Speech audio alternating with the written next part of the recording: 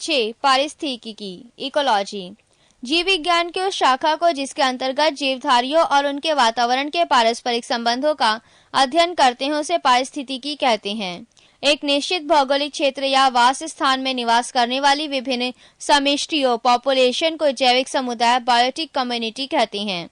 रचना एवं कार्य की दृष्टि से विभिन्न जीवों और वातावरण की मिलीजुली इकाई को पारिस्थितिक तंत्र इकोसिस्टम कहते हैं।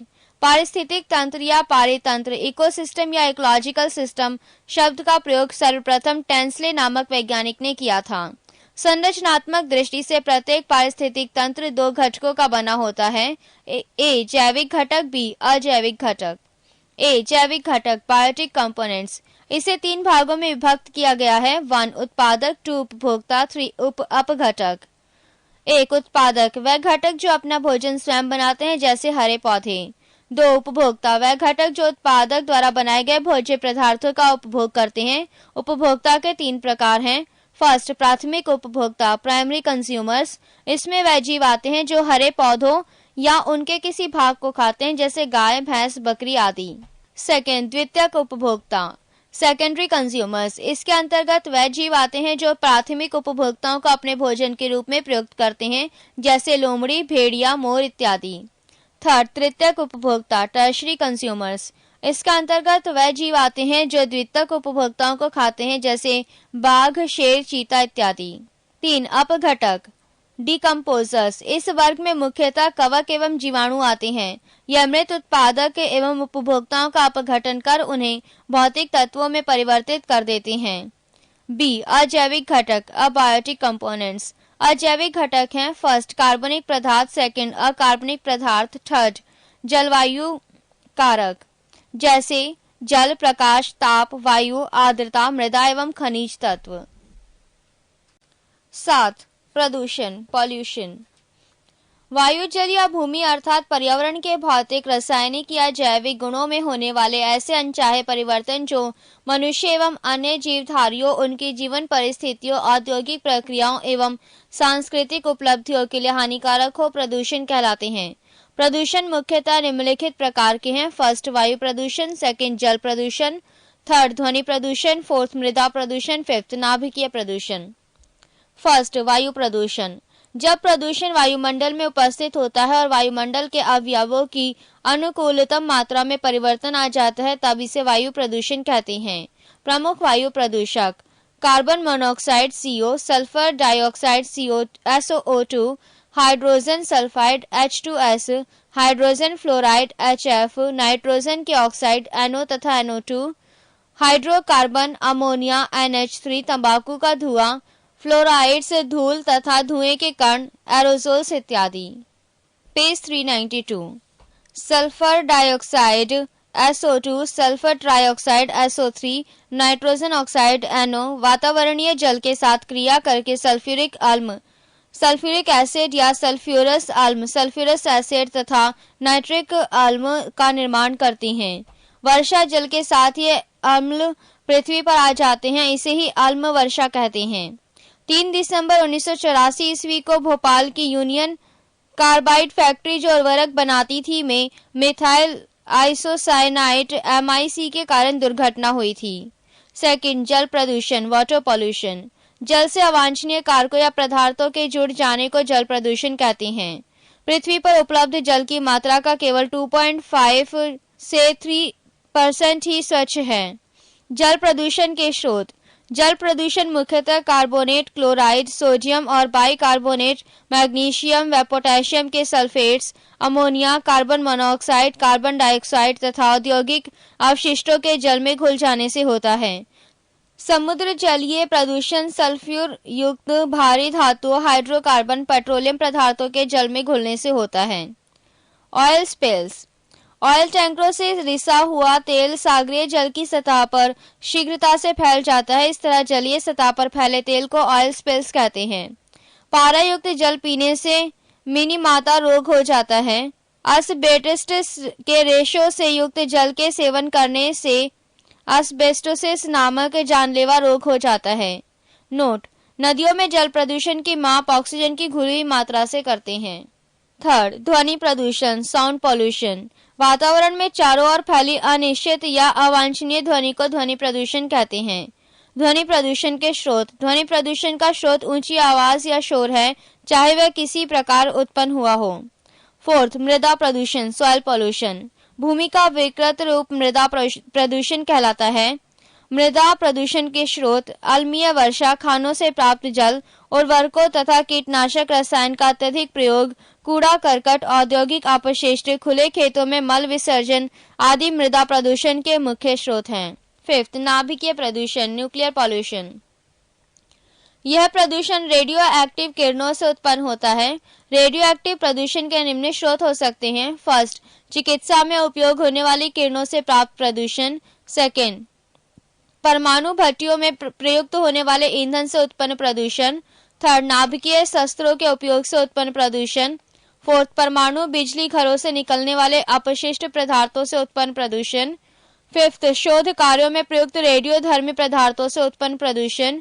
सिक्स्थ, सूर्य की पराबैंगनी किरणों से उत्पन्न प्रदूषण। नोट, अमेरिका में 28 मार्च 1989 ईस्वी को 3 माइल आइलैंड रिएक्टर में भीषण दुर्घटना हुई। रिएक्टर में होने वाली दुर्घटनाओं में सबसे अधिक हानिकारक एवं भीषण दुर्घटना 26 अप्रैल 1986 ईस्वी को यूक्रेन के चेर्नोबिल स्थित एक रिएक्टर में घटी, जिसमें एक रिएक्टर इकाई की छत गल गई थी। पेज 393। 8, प्राणी विज्ञान, जूलॉजी। प्राणी विज्ञान, इसके अंतर्गत जंतुओं तथा उनके कार्यकलापों का अध्ययन किया जाता है। एक, जंतु जगत का वर्गीकरण, क्लासिफिकेशन ऑफ एनिमल किंगडम। संसार के समस्त जंतु जगत को 2 उपजगतों में विभक्त किया गया है। फर्स्ट, एक कोशिकीय प्राणी। सेकंड, बहुकोशिकीय प्राणी। एक कोशिकीय प्राणी एक ही संघ प्रोटोजोआ में रखे गए, जबकि बहुकोशिकीय प्राणियों को 9 संघों में विभाजित किया गया। स्टोरर व यूसेंजर के अनुसार जंतुओं का वर्गीकरण। एक, संघ प्रोटोजोआ। प्रमुख लक्षण। फर्स्ट, इनका शरीर केवल एक कोशिकीय होता है। सेकंड, इनके जीव द्रव्य में एक या अनेक केंद्रक पाए जाते हैं। थर्ड, प्रचलन प्रभादों, पक्षमों या कशाभों के द्वारा होता है। फोर्थ, स्वतंत्र जीवी एवं परजीवी दोनों प्रकार के होते हैं। फिफ्थ, सभी जैविक क्रियाएं भोजन, पाचन, श्वसन, उत्सर्जन, जनन एक कोश के शरीर के अंदर होती है। सिक्स्थ, श्वसन एवं उत्सर्जन कोशिका की सतह से विसरण के द्वारा होता है। प्रोटोजोआ एंड अमीबा हिस्टोलिटिका का संक्रमण मनुष्य में 30 से 40 वर्षों के लिए बना रहता है। 2, संघ पेरिफेरा। इस संघ के सभी जंतु खारे जल में पाए जाते हैं। प्रमुख लक्षण। फर्स्ट, ये बहुकोशिकीय जंतु हैं, परंतु कोशिकाएं नियमित ऊतकों का निर्माण नहीं करती हैं। सेकंड, शरीर पर असंख्य छिद्र पाए जाते हैं। थर्ड, शरीर में एक गुहा पाई जाती है जिसे स्पंज गुहा कहते हैं। उदाहरण साइकन, मायोनिया स्पंज आदि। नोट, घटिया स्पंज का प्रयोग ध्वनि अवशोषण के लिए होता है। 3, संघ सेलिट्रेट्रा। प्रमुख लक्षण। फर्स्ट, प्राणी जलीय द्विस्तरीय होते हैं। सेकंड, मुख के चारों ओर कुछ धागे की तरह संरचनाएं पाई जाती हैं जो भोजन आदि पकड़ने में मदद करती हैं। उदाहरण हाइड्रा, जेलीफिश, सी एनीमोन, मूंगा। 4, संघ प्लेटिहेल्मिन्थीज। प्रमुख लक्षण। फर्स्ट, 3 स्तरीय शरीर परंतु देह गुहा नहीं होती। सेकंड, पृष्ठ आधार तल से चपटा शरीर। थर्ड, पाचन तंत्र विकसित नहीं। फोर्थ, उत्सर्जन फ्लेम कोशिकाओं द्वारा होता है। फिफ्थ, कंकाल, श्वसन अंग, परिवहन अंग आदि नहीं होते। सिक्स्थ, उभयलिंगी जंतु हैं। उदाहरण प्लेनेरिया, लीवर, फेल्यूक, फीता कृमि। 5, संघ एस्केलिमिनीथीज। प्रमुख लक्षण। फर्स्ट, लंबे बेलनाकार अखंडित कृमि। सेकंड, शरीर द्विपार्श्व सममित त्रिस्तरीय। पेज 394। थर्ड, आहार नाल स्पष्ट होती है जिसमें मुख तथा गुदा दोनों ही होते हैं। फोर्थ, परिवहन अंग तथा श्वसन अंग नहीं होते हैं परंतु तंत्रिका तंत्र विकसित होती है। फिफ्थ, उत्सर्जन प्रोटोन फ्रीडिया द्वारा होता है। सिक्स्थ, एकलिंगी होते हैं। उदाहरण गोल कृमि जैसे Ascaris, threadworm, Wuchereria. Note, Enterobius, pinworm, threadworm, मुख्यतः छोटे बच्चों की गुदा में पाए जाते हैं। इससे बच्चों को काफी चुनचुनाहट होती है, भूख कम लगती है और उल्टियां भी होती है। कुछ बच्चे रात में बिस्तर में पेशाब कर देते हैं। वुचरेरिया द्वारा फाइलेरिया होता है। 6. संघ एनिलिडा। प्रमुख लक्षण। फर्स्ट, शरीर लंबा पतला द्विपार्श्व सममित तथा खंडों में बटा हुआ होता है। सेकेंड, प्रचलन मुख्यतः काइटिन के बने सीटी द्वारा होता है। थर्ड, आहार नाल पूर्णतः विकसित होता है। फोर्थ, श्वसन प्राय त्वचा के द्वारा, कुछ जंतुओं में क्लोम के द्वारा होता है। फिफ्थ, रुधिर लाल होता है एवं तंत्रिका तंत्र साधारण होता है। सिक्स्थ, उत्सर्जी अंग वृक्क के रूप में होते हैं। सेवंथ, एक लिंगी एवं उभयलिंगी दोनों प्रकार के होते हैं। उदाहरण केंचुआ, जोंक, नेरिस आदि। नोट, केंचुए में 4 जोड़ी हृदय होते हैं। इसके जीव द्रव्य में हीमोग्लोबिन का विलय हो जाता है। 7. संघ आर्थ्रोपोडा। प्रमुख लक्षण।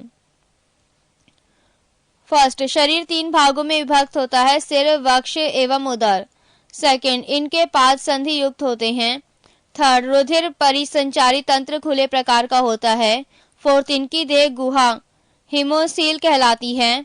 Fifth, trachea, gills, book, lungs, सामान्य सतह आदि श्वसन अंग हैं। सिक्स्थ, यह प्राय एक लिंगी होते हैं एवं निषेचन शरीर के अंदर होता है। उदाहरण तिल चट्टा, झींगा मछली, केकड़ा, खटमल, मक्खी, मच्छर, मधुमक्खी, टिड्डी आदि।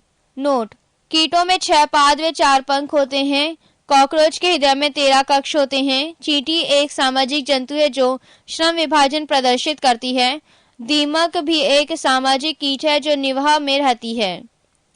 8. संघ मोलस्का। मुख्य लक्षण। फर्स्ट, शरीर 3 भागों में विभक्त होता है, सिर, अंतरांग तथा पाद। सेकंड, इनमें कवच सदैव उपस्थित रहता है। थर्ड, आहार नाल पूर्ण विकसित होता है। फोर्थ, इनमें श्वसन गिल्स या टीनिडिया द्वारा होता है। फिफ्थ, रक्त रंगहीन होता है। सिक्स्थ, उत्सर्जन वृक्कों के द्वारा होता है। उदाहरण घोंघा, सीपी आदि। पेज 395। 9. संघ आइकोनोमेटा। प्रमुख लक्षण। फर्स्ट, इस संघ के सभी जंतु समुद्री होते हैं। सेकंड, जल संवहन तंत्र पाया जाता है। थर्ड, प्रचलन भोजन ग्रहण करने हेतु नालपाद होता है जो संवेदी अंग का कार्य करते हैं। फोर्थ, तंत्रिका तंत्र में मस्तिष्क विकसित नहीं होता। फिफ्थ, पुनरुत्पादन की विशेष क्षमता होती है। उदाहरण सितारा मछली, स्टारफिश, समुद्री अर्चिन, समुद्री खीरा, पंख तारा, ब्रिटल स्टार आदि। नोट, अरस्तु लालटेन का कार्य भोजन को चबाना है। यह समुद्री अर्चिन में पाई जाती है। 10. संघ कॉर्टेडा। प्रमुख लक्षण। फर्स्ट, इनमें नोटोकार्ड उपस्थित होता है। सेकंड, इनमें क्लोम छिद्र अवश्य पाए जाते हैं। थर्ड, इनमें नालदार तंत्रिका रज्जु अवश्य पाए जाता है। कार्टेडा में वर्गीकरण के अनुसार 13 वर्ग हैं। संघ कार्टेडा के कुछ प्रमुख वर्ग। ए, मत्स्य वर्ग पाइसेस। प्रमुख लक्षण। 1. ये सभी असमतापी जंतु हैं। 2. इनका हृदय द्विवेशमी होता है और केवल अशुद्ध रक्त ही पंप करता है। 3. श्वसन गिल्स के द्वारा होता है। उदाहरण स्कोलियोरोडन, दरियाई घोड़ा तथा टारपीडो। बी, एम्फीबिया वर्ग। प्रमुख लक्षण। 1. ये सभी प्राणी उभयचर होते हैं। 2. ये असमतापी होते हैं। 3. श्वसन क्लोमो त्वचा एवं फेफड़ों द्वारा होता है। 4. हृदय 3 वेशमी होते हैं। 2 आलिंद व 1 निलय होते हैं। उदाहरण मेढक। नोट, मेंढकों के टर्राहट वास्तव में मैथुन के लिए पुकार होती है। सी, सरीसृप वर्ग रेप्टिलिया। प्रमुख लक्षण। 1. वास्तविक स्थलीय कशेरुकी जंतु है। 2 जोड़ी पाद होते हैं। 3. कंकाल पूर्णतः अस्थिर होता है। 4. श्वसन फेफड़ों के द्वारा होता है। 5. इनके अंडे कैल्शियम कार्बोनेट की बनी कवच से ढके रहते हैं। उदाहरण छिपकली, सांप, घड़ियाल, कछुआ आदि। नोट, मिसोजाइक युग को रेप्टिलियो का युग कहते हैं। घोंसला बनाने वाला एकमात्र सर्प नागराज है जिसका भोजन मुख्य रूप से अन्य सर्प है। हिलोडर्मा विश्व की एकमात्र जहरीली छिपकली है। समुद्री सांप, जिसे हाइड्रोफिश कहते हैं, संसार का सबसे जहरीला सांप है। मेबुया बिल बनाने वाली छिपकली होती है। इसका प्रचलित नाम स्किंक है। पेज 396। डी, पक्षी वर्ग एव्स। प्रमुख लक्षण। 1. इसका अगला पाद उड़ने के लिए पंखों में रूपांतरित हो जाते हैं। 2. इसका हृदय 4 वेशमी होता है, 2 आलिंद व 2 निलय। 3. ये समतापी होते हैं। 4. इनका श्वसन अंग फेफड़ा है। 5. मूत्राशय अनुपस्थित रहता है। उदाहरण कौवा, मोर, चिड़िया, तोता। नोट: तीव्रतम पक्षी अवाविल है। उड़ न सकने वाला पक्षी कीवी और एमू है। सबसे बड़ा जीवित पक्षी शुतुरमुर्ग है। सबसे छोटा पक्षी हमिंग बर्ड है। भारत का सबसे बड़ा चिड़ियाघर अलीपुर कोलकाता एवं विश्व का सबसे बड़ा चिड़ियाघर क्रूजर नेशनल पार्क दक्षिण अफ्रीका में है। स्तनी वर्ग मैमेलिया। प्रमुख लक्षण: 1. त्वचा पर श्वेत ग्रंथियां एवं तेल ग्रंथियां पाई जाती हैं। 2. ये सभी जंतु उच्च तापी एवं नियत तापी होते हैं। 3. इनका हृदय 4 वेशमी होता है। 4. इसमें दांत जीवन में 2 बार निकलते हैं, इसलिए इन्हें द्विवारदंती कहते हैं। 5. इनके लाल रुधिर राणुओं में केंद्रक नहीं होता, केवल ऊंट एवं लामा को छोड़कर। 6. बाह्य कर्ण पीना उपस्थित होता है। वर्ग स्तनधारी 3 उपवर्गों में बटा है। प्रोटोथीरिया अंडे देते हैं, उदाहरण एकिडना। मेटाथीरिया अपरिपक्व बच्चों को जन्म देते हैं, उदाहरण कंगारू। यूथीरिया पूर्ण विकसित शिशुओं को जन्म देते हैं, जैसे मनुष्य। नोट: स्तनधारी वर्ग में रक्त का सबसे अधिक तापमान बकरी का होता है, औसतन तापमान 39 degree Celsius. Duck billed platypus एकमात्र विषैला स्तनी है। 2. जंतु उत्तक एनिमल टिश्यू। जंतुओं के शरीर में पाए जाने वाले उत्तकों को हम निम्न श्रेणियों में बांट सकते हैं। 1. उपकला उत्तक एपिथेलियल टिश्यू। 2. संयोजी उत्तक कनेक्टिव टिश्यू। 3. पेशी उत्तक मसल टिश्यू। 4. तंत्रिका उत्तक नर्व टिश्यू। 1. उपकला उत्तक एपिथेलियल टिश्यू। यह उत्तक जंतु की बाहरी, भीतरी या स्वतंत्र सतहों पर पाए जाते हैं। इसमें रुधिर कोशिकाओं का अभाव होता है, जिसके कारण इस उत्तक की कोशिकाओं का पोषण विसरण के माध्यम से लसिका द्वारा होता है। यह शरीर के कई महत्वपूर्ण अंगों में पाया जाता है, जैसे त्वचा की बाह्य सतह, हृदय, फेफड़ा एवं वृक्क के चारों ओर तथा अकृत एवं जनन ग्रंथियों के दीवार आदि पर। यह उत्तक शरीर के अंतरोगों से को चोट से बचाता है तथा उन्हें नम्र बनाए रखता है। 2. संयोजी उत्तक कनेक्टिव टिश्यू। यह उत्तक शरीर के सभी अन्य उत्तकों तथा अंगों को आपस में जोड़ने का कार्य करता है। तरल संयोजी उत्तक जैसे रक्त एवं लसिका संवहन के कार्य में भी सहायक होते हैं। यह उत्तक शरीर के तापक्रम को नियंत्रित करता है तथा मृत कोशिकाओं को नष्ट करके मृत उत्तकों एवं कोशिकाओं की पूर्ति करता है। पेज 397। 3. पेशी उत्तक मसल टिश्यू। इसे संकुचनशील उत्तक कॉन्ट्रैक्टाइल टिश्यू के नाम से भी जाना जाता है। शरीर के सभी पेशियां इसी उत्तक से मिलकर बनी होती हैं। पेशी उत्तक 3 प्रकार के होते हैं। A. अरेखित अनस्ट्रेप्ड। B. रेखित स्ट्रेप्ड। C. हृदयक पेशी कार्डियक। A. अरेखित यह पेशी उत्तक उन अंगों की दीवारों पर पाया जाता है जो अनैच्छिक रूप से गति करते हैं, जैसे आहार नाल, मलाशय, मूत्राशय, रक्त वाहिनियां आदि। अरेखित पेशियां उन सभी अंगों की गतियों को नियंत्रण करती हैं जो स्वयं में गति करते हैं। B. रेखित ये पेशियां शरीर के उन भागों में पाई जाती है जो इच्छा अनुसार गति करती हैं। प्राय इन पेशियों के एक और दोनों सिरे रूपांतरित होकर टेंडन के रूप में अस्थियों से जुड़े होते हैं। C. हृदयक पेशी यह पेशियां केवल हृदय की दीवारों में पाई जाती हैं। हृदय की गति इन्हीं पेशियों के कारण होती है जो बिना रुके जीवन पर्यंत गति करती हैं। संरचना की दृष्टि से रेखित पेशी उत्तक से मिलती जुलती है। मानव शरीर में मांसपेशियों की संख्या 639 होती हैं। मानव शरीर की सबसे बड़ी मांसपेशी ग्लूटियस मैक्सिमस कुल्हा की मांसपेशी है। मानव शरीर की सबसे छोटी मांसपेशी स्टेपिडियस है। 4. तंत्रिका उत्तक नर्व टिश्यू इसे चेतना उत्तक भी कहते हैं। जीवों का तंत्रिका तंत्र इन्हीं उत्तकों का बना होता है। यह 2 विशिष्ट प्रकार की कोशिकाओं का बना होता है।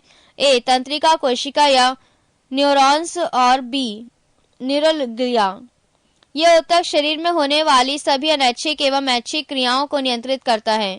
न्यूरोग्लिया कोशिकाएं मस्तिष्क की गुहा को आस्तरित करती हैं। 3. मानव रक्त ह्यूमन ब्लड। रक्त एक तरल संयोजी उत्तक है। मानव शरीर में रक्त की मात्रा शरीर के भार का लगभग 7% होती है। रक्त एक क्षारीय विलयन का है जिसका पीएच मान 7.4 होता है। एक वयस्क मनुष्य में औसतन 5 to 6 लीटर रक्त होता है। महिलाओं में पुरुषों की तुलना में ½ लीटर रक्त कम होता है। रक्त में 2 प्रकार के पदार्थ पाए जाते हैं, प्लाज्मा और रुधिराणु, ब्लड कॉर्पोलसल्स। प्लाज्मा यह रक्त का जीवित तरल भाग होता है। रक्त का लगभग 60% भाग प्लाज्मा होता है। इसका 90% भाग जल, 7% प्रोटीन, 0.9% लवण और 0.1% ग्लूकोज होता है। शेष पदार्थ बहुत कम मात्रा में होता है। प्लाज्मा के कार्य। पचे हुए भोजन एवं हार्मोन का शरीर में संवहन प्लाज्मा के द्वारा ही होता है। सेरम। जब प्लाज्मा में से फाइब्रिनोजेन नामक प्रोटीन निकाल लिया जाता है तो शेष प्लाज्मा को सेरम कहा जाता है। रुधिराणु, ब्लड कॉर्पसल्स। यह रक्त का शेष 40% भाग होता है। इसे 3 भागों में बांटते हैं। ए लाल रक्त कण आरबीसी, बी श्वेत रक्त कण डब्ल्यूबीसी और सी रक्त बिंबाणु ब्लड प्लेटलेट्स। पेज 398। ए लाल रक्त कण आरबीसीज। स्तनधारियों के लाल रक्त कण उभयावतल होते हैं। इसमें केंद्रक नहीं होता है। अपवाद ऊंट एवं लामा नामक स्तनधारी की आरबीसीज में केंद्रक पाया जाता है। आरबीसीज का निर्माण अस्थि मज्जा, बोन मैरो में होता है। प्रोटीन, आयरन, विटामिन B12 एवं फॉलिक अम्ल आरबीसीज के निर्माण में सहायक होते हैं। नोट: भ्रूण अवस्था में इसका निर्माण यकृत और प्लीहा में होता है। इसका जीवन काल 20 से 120 दिन का होता है। इसके मृत्यु यकृत, लीवर और प्लीहा स्प्लीन में होती है। इसीलिए यकृत और प्लीहा को आरबीसीज का कब्र कहा जाता है। इसमें हेमोग्लोबिन होता है जिससे हीम नामक रंजक डाई होता है जिसके कारण रक्त का रंग लाल होता है। ग्लोबिन लोह युक्त प्रोटीन है जो ऑक्सीजन और कार्बन डाइऑक्साइड के संयोग करने की क्षमता रखता है। हीमोग्लोबिन में पाया जाने वाला लोह यौगिक हेमेटिन है। आरबीसीज का मुख्य कार्य शरीर की हर कोशिका में ऑक्सीजन पहुंचाना एवं कार्बन डाइऑक्साइड को वापस लाना है। हीमोग्लोबिन की मात्रा कम होने पर रक्त क्षीणता, अनीमिया रोग हो जाता है। सोते वक्त आरबीसीज 5% कम हो जाता है एवं जो लोग 40 to 100 मीटर की ऊंचाई पर होते हैं उनकी आरबीसीज में 30% की वृद्धि हो जाती है। आरबीसीज की संख्या हीमोसाइटोमीटर से ज्ञात की जाती है। बी श्वेत रक्त कण। आकार और रचना में यह अमीबा के समान होता है। इसमें केंद्रक रहता है। इसका निर्माण अस्थि मज्जा, लिम्फ नोड और कभी कभी यकृत एवं प्लीहा में भी होता है। इसका जीवन काल 2 से 4 दिन का होता है। इसकी मृत्यु रक्त में ही हो जाती है। इसका मुख्य कार्य शरीर को रोगों के संक्रमण से बचाना है। डब्ल्यूबीसी का सबसे अधिक भाग 60 to 70% न्यूट्रोफिल्स कणिकाओं का बना होता है। न्यूट्रोफिल्स कणिकाएं रोगाणुओं तथा जीवाणुओं का भक्षण करती हैं। आरबीसी एवं डब्ल्यूबीसी का अनुपात है 600:1। सी रक्त बिंबाणु। यह केवल मनुष्य एवं अन्य स्तनधारियों के रक्त में पाया जाता है। इसमें केंद्रक नहीं होता है। इसका निर्माण अस्थि मज्जा में होता है। इसका जीवन काल 3 से 5 दिन का होता है। इसकी मृत्यु प्लीहा में होती है। इसका मुख्य कार्य रक्त के थक्का बनाने में मदद करना है। रक्त के कार्य: शरीर के ताप का नियंत्रण तथा शरीर को रोगों से रक्षा करना, शरीर के वातावरण को स्थायी बनाए रखना तथा घावों को भरना, रक्त का थक्का बनाना, O2, CO2, पचा हुआ भोजन, उत्सर्जित पदार्थ एवं हार्मोन का संवहन करना, लैंगिक वर्ण में सहायता करना तथा विभिन्न अंगों में सहयोग स्थापित करना। पेज 399। रक्त का थक्का बनना, क्लॉटिंग ऑफ ब्लड। रक्त के थक्का बनने के दौरान होने वाली 3 महत्वपूर्ण प्रतिक्रिया निम्न है। Thromboplastin plus prothrombin plus calcium equals to thrombin. Thrombin plus fibrinogen equals to fibrin. Fibrin plus रक्त रुधिराणु इक्वल्स टू रक्त का थक्का। रुधिर प्लाज्मा के प्रोथ्रोम्बिन तथा फाइब्रिनोजेन का निर्माण यकृत में विटामिन के की सहायता से होता है।